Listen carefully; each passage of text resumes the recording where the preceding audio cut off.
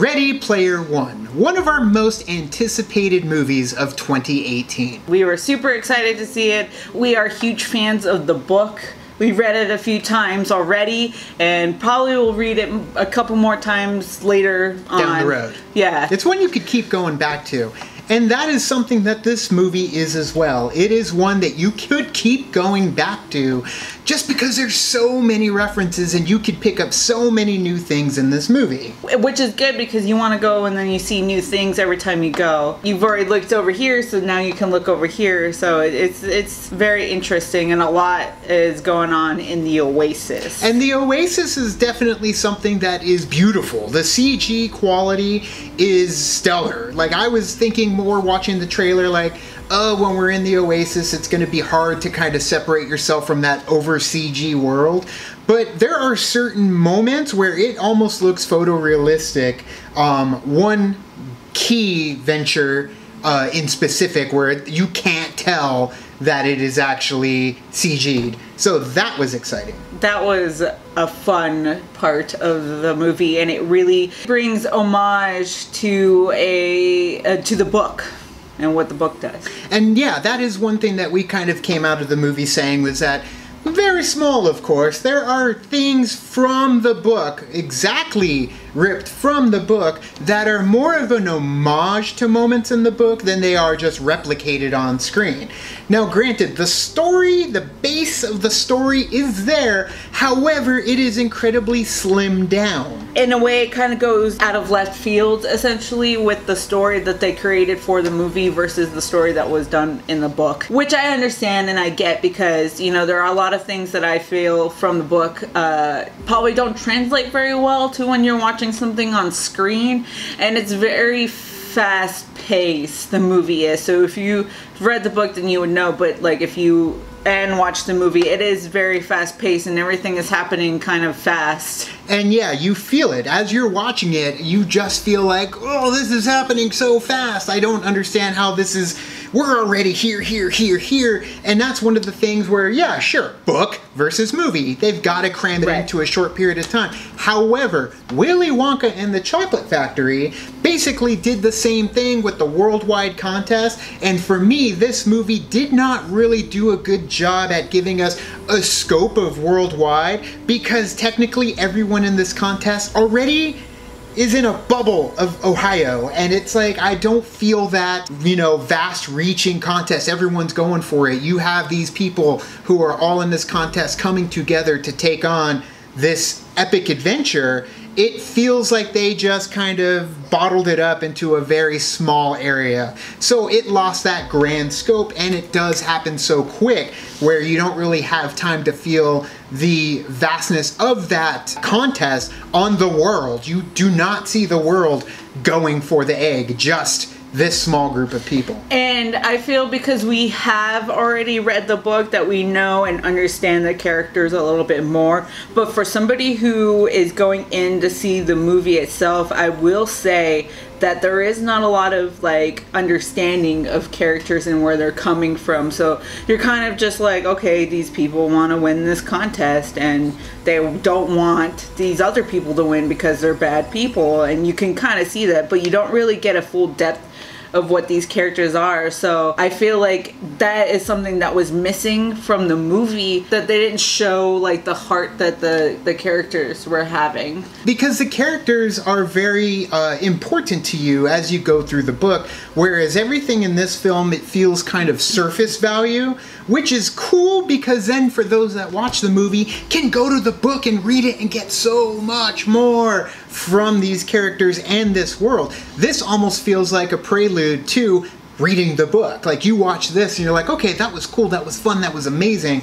Now I'm going to go read the book. And we know there's a lot of people that don't like the book, and there are a lot of people that absolutely love the book, and everybody is all over the place when it comes to this movie. So, right, and especially for those who've read the book, there's a lot of people who've read the book and don't like this movie. There's people who've read the book and enjoy this movie. There's people who've never seen the book and who've never read the book and enjoyed this movie, and there's people who've never read the book and didn't enjoy the movie. So it's just kind of all over the place at this time, but I had a lot of fun with it. Granted, we had some issues at our theater that kind of hindered my like ability to kind of fully focus on what was going on screen because of what happened beforehand. So we're definitely gonna go see it again for sure.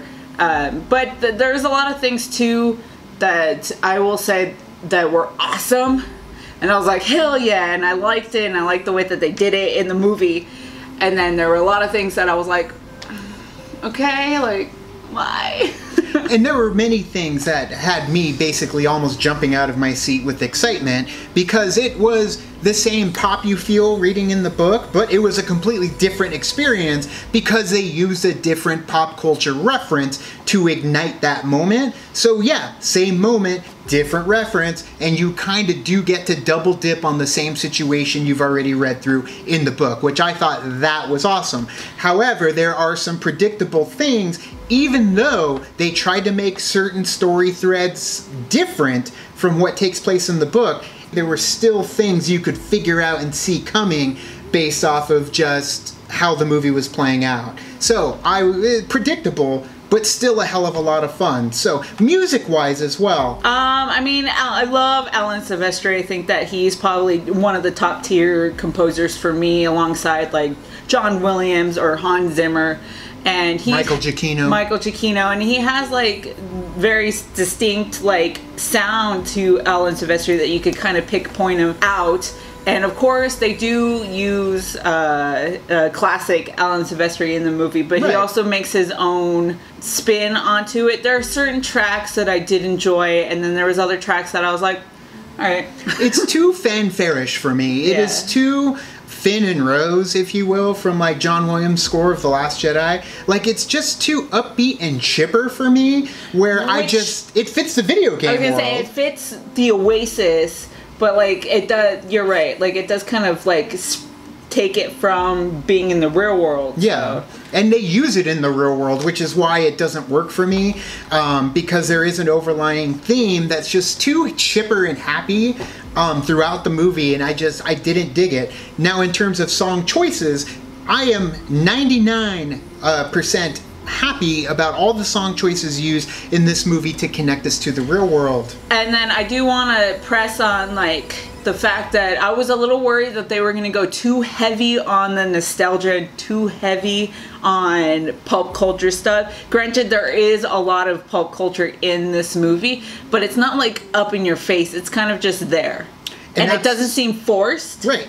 In my opinion, so that's what I liked about it. You're like, oh, that's cool. Oh, that's cool. Like, it just doesn't feel like, no, this guy is going to come in and this guy's going to come in. It's like one pulp culture thing after another. It didn't really feel like that at all, which I was afraid was going to happen, but it didn't. Of course, there are moments of that where it's just kind of literally in your face. Right, moments. But it just didn't feel like in your, like they're shoving it down my throat, you know what Correct. I mean? And it's fun, a lot of fun. That's what we just can't stress enough, is that this movie is quite enjoyable to the point where we want to go see it again before we do our full spoiler review. Yeah, because coming out of the theater, I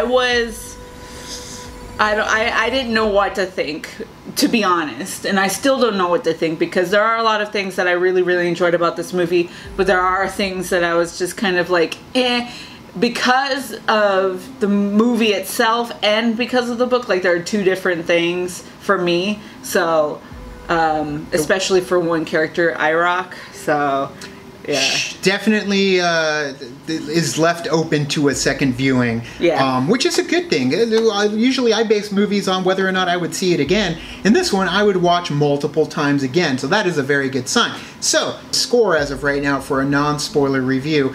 As soon as the movie was over, first number that popped in my head was 4.5. Almost there. Couple things in there kind of bugged me because they were more so missed opportunities, not so because it was done in the book and not in the movie. I just think that their spin on certain things from the book would have been so perfect if they were utilized in certain parts of this movie, which would scale it back to a 4.5 for me. Coming out of the movie, I actually gave myself the movie like a 3.8. To be honest, because there was times where I was just like, don't care, like about it, and it has to do with a certain character, and it's like, okay, and then so yeah, that's where I stand. right as of right now is a 3.8 out of 4. But what did you guys think? Let us know in the comments below. Did you love it? Did you hate it? Were there things in this movie that just absolutely spoke to you? Because that is what the book actually did for me, was it spoke to me for certain references to where that's how I talk. That's how I grew up. It is in movie references. It is in quotes. It is in this pop culture stuff that is so popular now that pretty much everybody engulfs himself in it. But to me, it spoke to me on a level where I was really excited to see certain things on screen that I never thought I would see before coming from this book. But for you guys, I mean, how did it hit you? Let us know definitely down below. You could also like and subscribe. And you did the thing on our Facebook, Twitter, Tumblr, Instagram, Stardust. And coming up on April 13th, we are going to be having a viewing party for the Free-for-All 2 at a local bar here called No Anchovies in Tucson. There will be competitors. Yours truly will be there, as well as a few other competitors that have actually competed in the Movie Trivia Schmodown, as well as many other fans coming from all over Arizona and some outlying states around Arizona. So it's going to be a big event, April 13th, No Anchovies. Look for that. Hit up the Facebook group so you can let us know that you're coming if you're in the area. But either way, hit up the Patreon to kick into the party, fuel the party, keep the party going, gets us where we need to go. And other than that, thank you guys so much. Be on the lookout for our spoiler review of Ready Player One. Thank you so much, and as always, now it's time to say goodbye. This party is over. It's over.